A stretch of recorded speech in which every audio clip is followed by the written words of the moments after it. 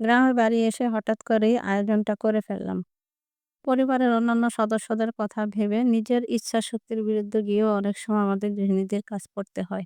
এই যে আমি গ্রামের বাড়ি এসেছি দীর্ঘ ৮ থেকে ৯ মাস পর। আমার ইচ্ছে থাকা সত্ত্বেও আমি আমার বাবার বাড়ি যেতে পারছি না। এটাই হচ্ছে আমাদের আসলে গৃহিণীদের ধর্ম।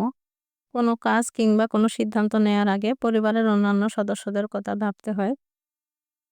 চাইলে নিজের ভালো লাগাটাকে প্রাধান্য দিয়ে আমরা গৃহিণীরা হুট করেই কোনো কিছু করতে পারি না বা কোনো সিদ্ধান্ত নিতে পারি না। আসসালামু আলাইকুম। আমি শিল্পীস কুকিং অ্যান্ড ব্লগ থেকে সবাইকে স্বাগত জানাই। কাছে দূরে যে যেখান থেকে আমার ভিডিওটি দেখছেন আশা করি ভালো আছেন। আলহামদুলিল্লাহ আমরাও ভালো আছি। বরাবরের মতোই আরো একটি নতুন ভিডিও নিয়ে হাজির হয়েছি আপনাদের মাঝে। আশা করছি আপনাদের ভালো লাগবে। তবে আজকের এই ভিডিওটা আমি আমার গ্রামের বাড়ি থেকেই শুরু করলাম। যারা আমার পুরনো ভিউয়ার্স আছেন তারা হয়তো বুঝতে পারবেন। আমার প্রিভিয়াস ভিডিওতে আমি শেয়ার করেছিলাম আপনাদের সঙ্গে যে আমি আমার গ্রামের বাড়ি এসেছি।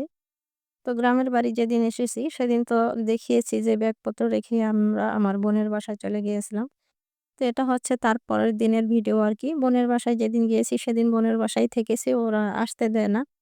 তো একই বিল্ডিং এ আরকি ২ পাশের ২ ইউনিটে আমার ২ বোন থাকে চাঁদপুরে।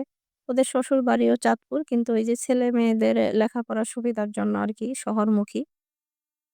আর এই যে দীর্ঘ ৮ থেকে ৯ মাস পর আরকি বাড়িতে আসলে যাওয়া হয়। বাড়ির মানুষ বাড়িতে না থাকলে বাড়ির যে অবস্থা হয় আরকি। তো আমি যখন ঢাকায় যাই তখন এভাবেই পুরোনো বেড কভার গুলো বিছানায় বিছিয়ে রেখে যাই।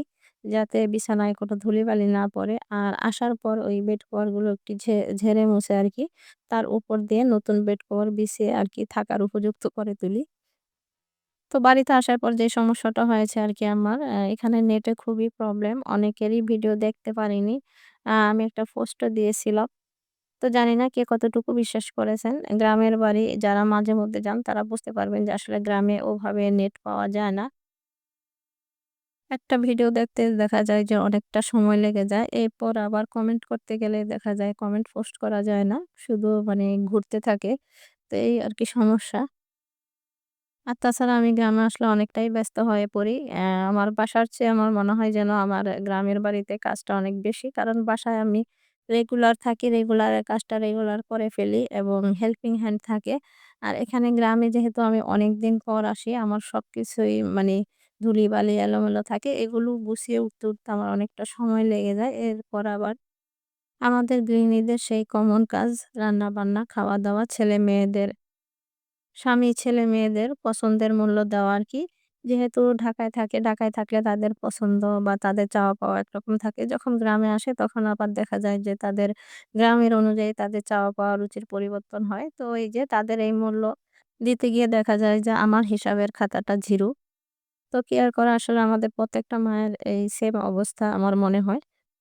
তো যাই হোক, অনেক কথা শেয়ার করেছি আপনাদের সঙ্গে। আমি আমার বিছানাগুলো গুছিয়ে আরকি আমি এখন আমার ছাদে চলে এসেছি। কিছু টুকটাক কাপড় ধোয়া হয়েছে, সেগুলোই রোদে দিতে এসেছি আরকি।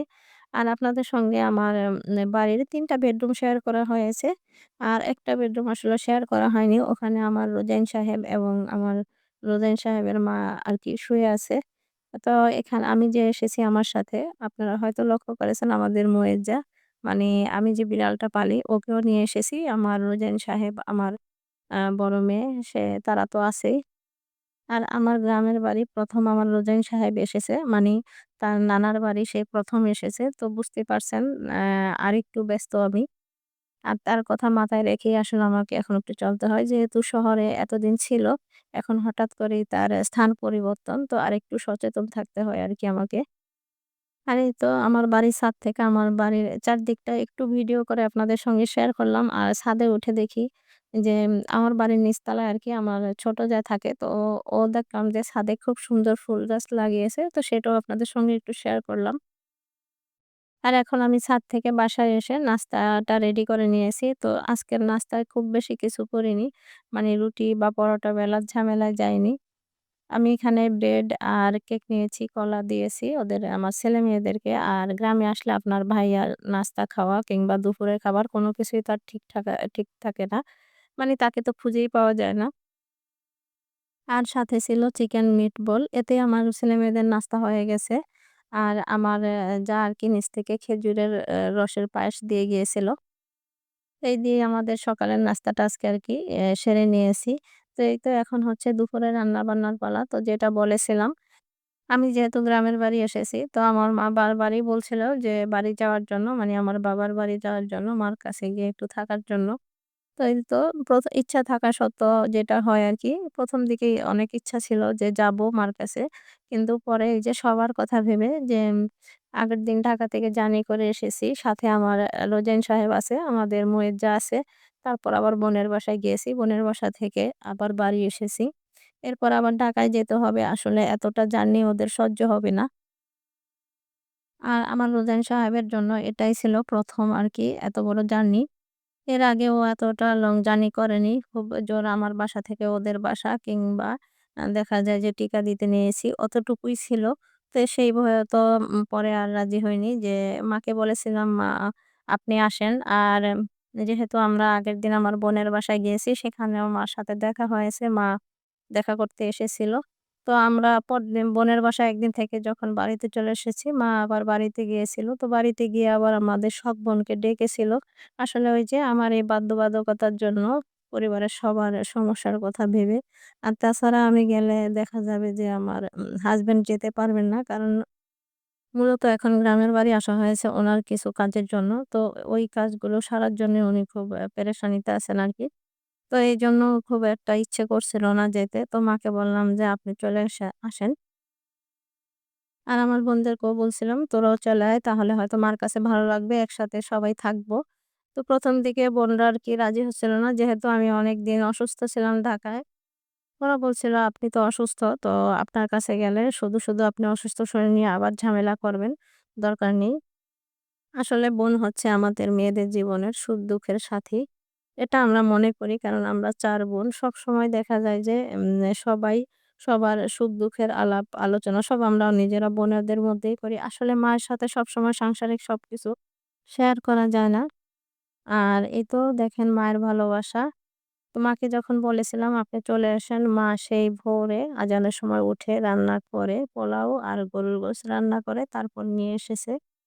আর আমি যা রান্না করেছি তার কিছু অংশ আপনাদের সঙ্গে শেয়ার করেছি। নিশ্চয়ই লক্ষ্য করেছেন। আসলে পুরো পুরোপুরি শেয়ার করতে না পারলেও কিছু অংশ আপনাদের সঙ্গে শেয়ার করেছি। আমি আসলে খুবই অল্প সময়ের মধ্যে, যেহেতু আমি গ্রামে এসেছি, সেভাবে আসলে আমার বাজার ছিল না।